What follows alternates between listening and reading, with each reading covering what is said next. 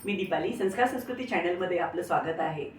तर बरेच महिला मला प्रश्न विचारतात की ताई 16 सोमवारचं उद्यापन कसं करायचं? तर ते या व्हिडिओमध्ये आपण बघणार आहोत की 16 सोमवारचं उद्यापन कसं करायचं।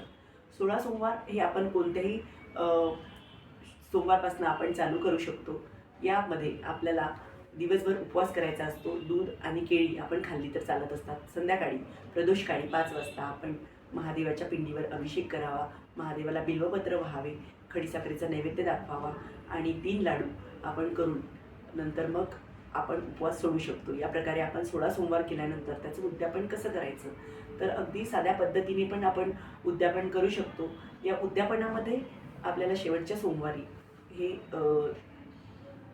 आपला जसा उपवास करतो तसे उपवास करायचा आणि 3 लाडू करायचे। 1 लाडू आपण घरच्यांनी खायचा, 1 लाडू आपण देवळात ठेवायचा आणि 1 लाडू आपण जे जोडपे बोलवलेले असतात, 16 जोडपे आपल्याला बोलवायचे आहेत किंवा यथाशक्ती अन्नदान आपल्याला या दिवशी करायचं असतं।